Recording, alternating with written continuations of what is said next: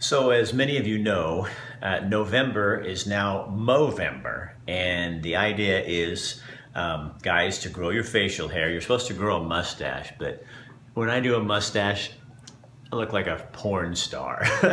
so I have a lot of hair right here. So I'm doing a beard this year, and I cheated. I started back on October 2nd. And so I've got a growth in here, but it's just fun. And people ask, Rick, why you got your beard? Why do you look like crap?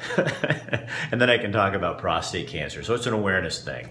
So, and it's kind of fun as a guy, you know, it gives you an excuse to grow your beard and look trashy for a couple of months. So anyway, back by the end of November, I'll be all cleaned up and shaven.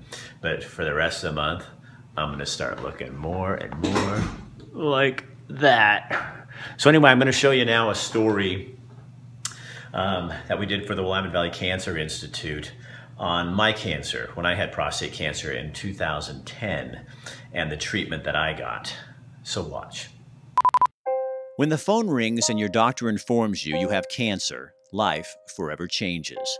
I work in the television video production industry. I do online videos and decided after a lot of thinking to make my cancer very public. So here's the thing. I have cancer. Prostate cancer. And I'm just shocked. Just kind of stunned and numb and scared and afraid. My diagnosis came in January of 2010.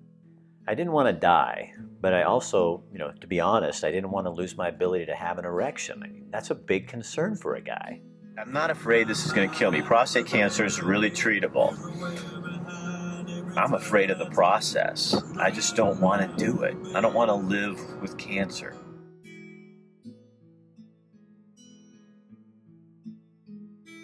In my late 40s, my PSA jumped. At first, the PSA was 2, then 4, and that's when the biopsies began. It took 5 years and 5 biopsies to find cancer. My PSA was hovering at 20 when the cancer was discovered.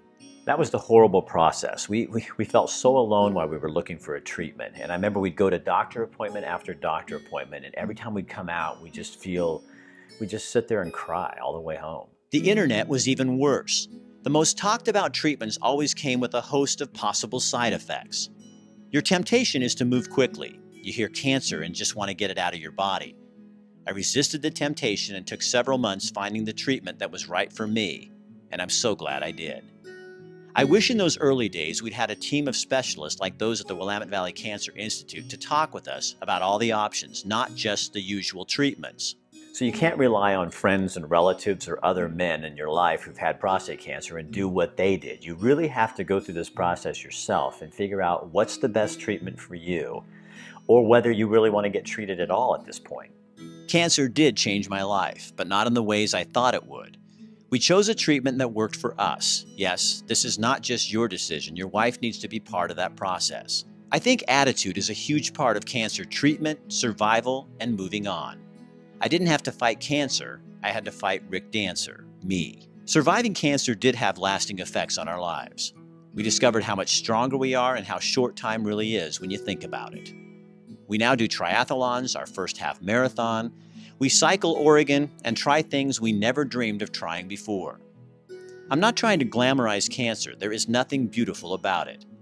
But cancer let me stare death in the face and then walk away. There is something powerful in the gift of survival. Guys, the best advice I can give after going through this process is don't rush into anything. First of all, determine whether you need to be treated with your different doctors that you're going to go visit. If you do decide on treatment, look at the side effects and make sure you're comfortable with what's going to happen or what could happen. And then remember, you will get through this. Life is good now. My PSA is down to 0 for the first time in a decade.